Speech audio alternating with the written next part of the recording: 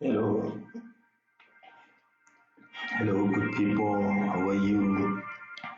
Welcome to this wonderful course, College Algebra, Lesson 1, where we are going to study about linear equations.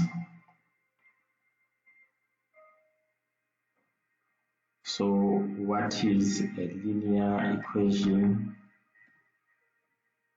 What is a linear equation? That's the first question that we want to define, to answer. So an equation in one variable is a statement where two expressions, at least one containing the variable, are equal. For example, if you look at this expression, you have an expression here. So this is an expression x plus 5. So x plus 5 is an expression because it does not have an equal sign. As soon as it has an equal sign, like this, we call it an equation. So you have each side of the equal sign, we have an expression, this one and this one. So an equation is a statement that equates these two expressions. You remember when we used to play seesaw, we'll say seesaw, this side is equal to this side. So for this side to be balanced, you need to balance or put in a certain position this pivot. So the pivot is the equal side. So this then leads us to how we should communicate as well. So when you are writing mathematical statement, you should not start with equal x plus 5. This does not make any sense. This does not, it's a very bad mathematical sentence construction technique.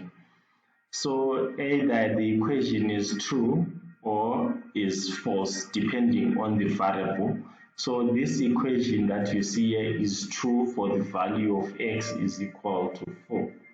And for other values it is false. And this value 4 has got a special name. We call it a solution of that equation. So it's a solution or a root of the equation. So our solutions, we call them roots as well. So those are the terminologies that we have. Describe solutions of equations. Alright, so the next thing is the types of equations. So we've got the identity equation. So the identity equation, you can see that in this case, if I add x plus 2, this will give me 3x plus 3 plus 2, this will give me 5. So this is 3x plus 5 is the same as this other side. So it's the identity equation, and this is true for all values in the domain. So a domain is the set of input values. So we've got different sets of numbers that we know. We know the set of integers. So the set of integers. So we know the set of integers. Alright, so we've got different types of sets. Maybe let me start with the set of integers, which is given by dot dot dot. Let's say -1 is 0, 1, and so on. So this is the set of integers counting whole numbers inclusive of both negatives and positives. And then we've got natural numbers, the set of natural numbers.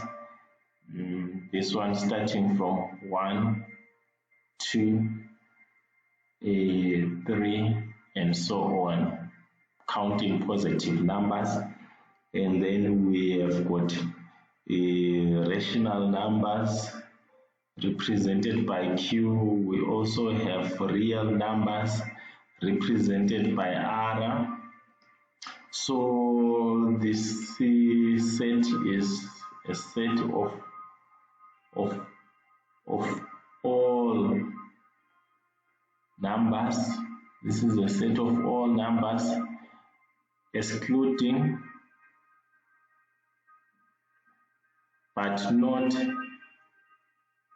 complex numbers.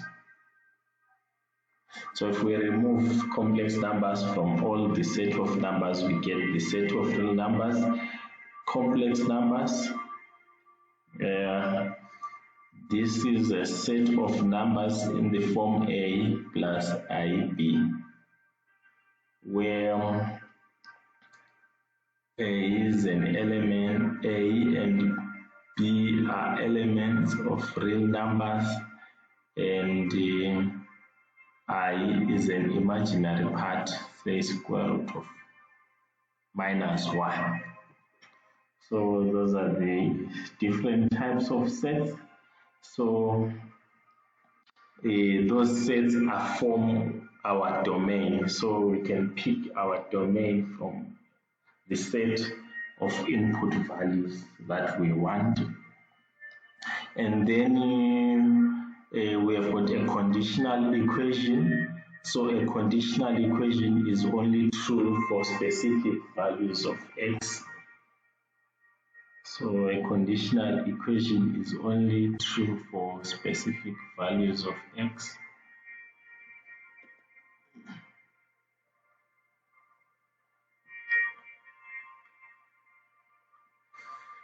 So if you have that equation there, x squared minus 9 equals to 0.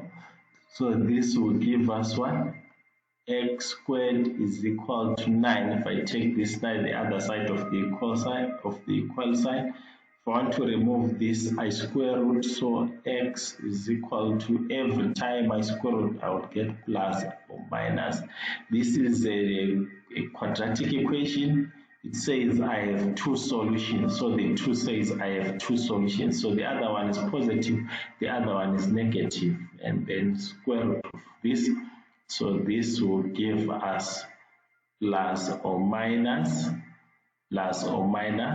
3. So only these two equations, so the solution set is minus 3 and 3.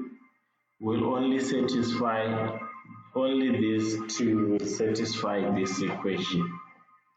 So this is the solution set. So this equation is conditionally true when x is equal to minus 3 or 3. And then we have the last one where we say we don't have any, where we say there are no values satisfying the equation. By this we say, for example, this one, we have no real solutions. So the solutions might be there, but they don't fall under the real numbers. They don't fall under the real numbers. For example, that equation, if we solve it, x squared plus 9 equals to 5. So this would be x squared equals to 5 minus 9. So this would be x squared equals to minus 4. So this will be equals to plus or minus. Remember, every time you take a square root of a number, plus or minus what we find there. So this, if you punch this in your calculator, it will tell you error 2, meaning it's undefined. So this is not real. So this is not real. number. However, it is complex, so I can continue here. Say x is complex because say this is plus or minus 4 times square root of minus 1. This will give me plus or minus 2 times I, since I is equal to square root of minus 1. So that is how you solve that one. So when your domain, when x is element of real numbers, this does not have a solution. But when x is an element of complex numbers, it has solutions. Here it does not have a solution.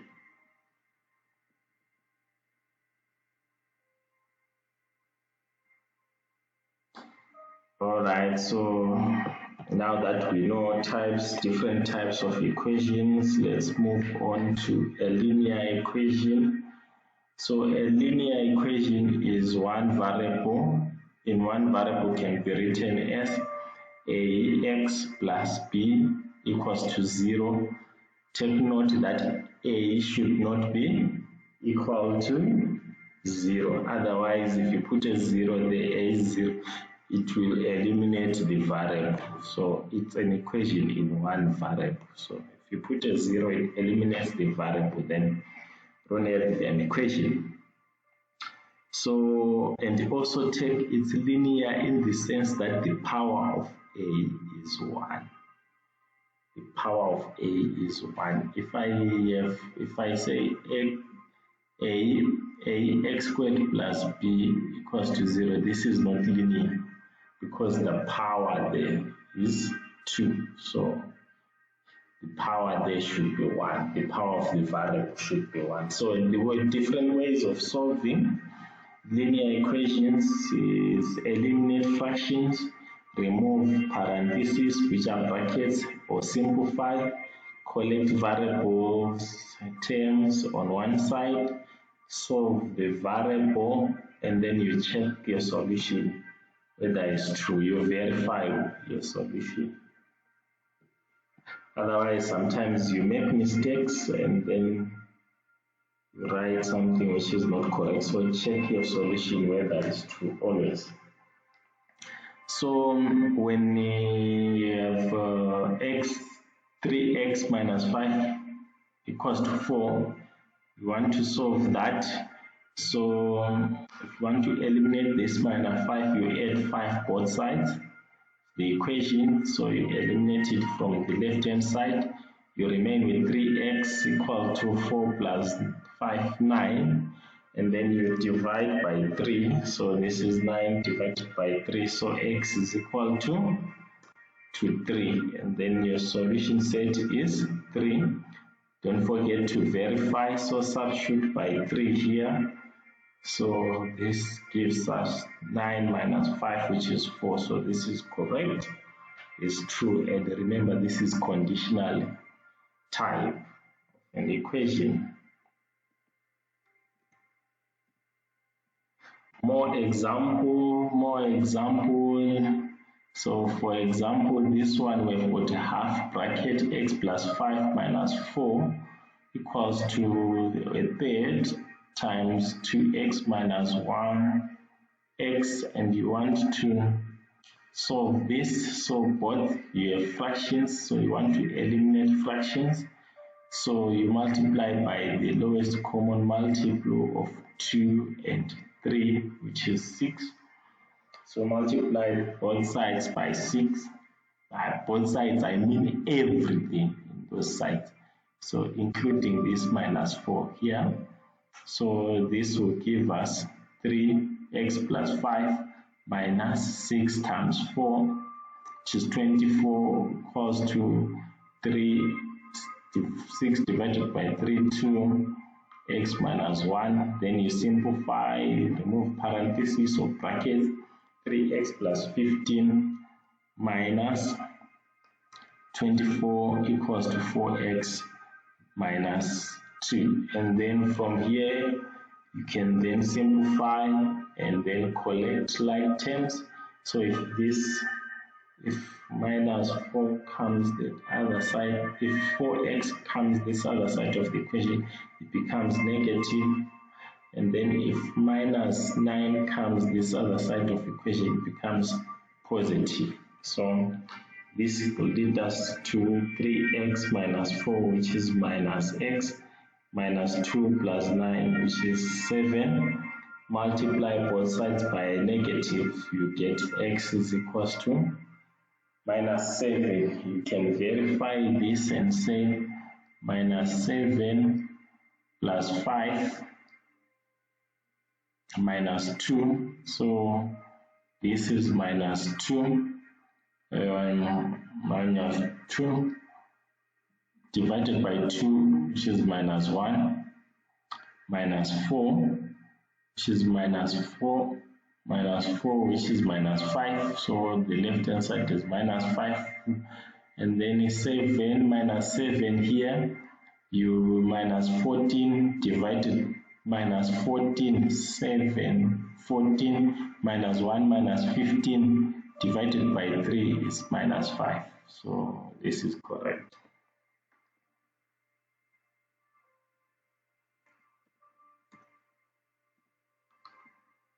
Alright, so example, so if we have 15,000 is invested in stocks and bonds, the amount in stock is half that, the amount in bonds is half that in stocks. How much is in each? So you let x be the amount in stocks, and then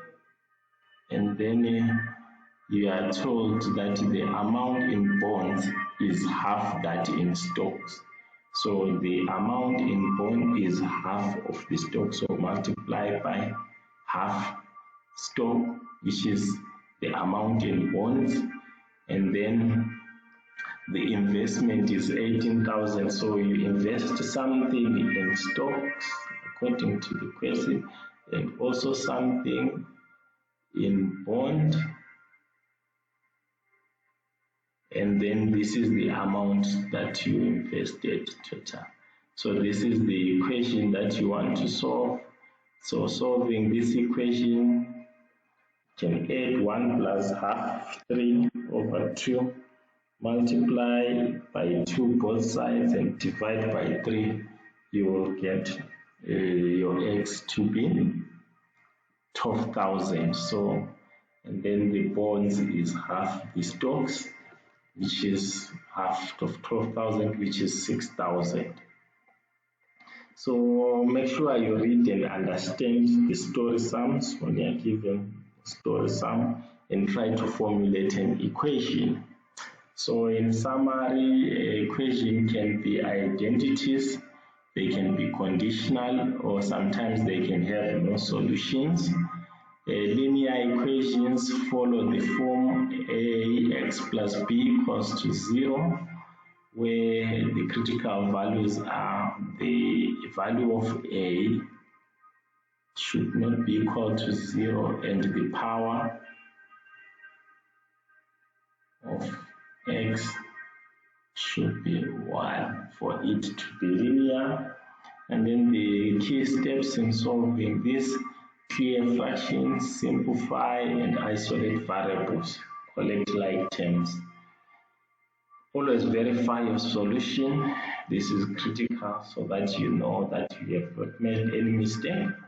And then word problems require careful translation to equations.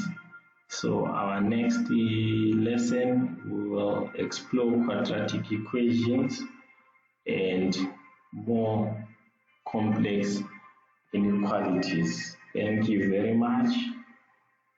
Let's meet again in the next lesson. Thank you.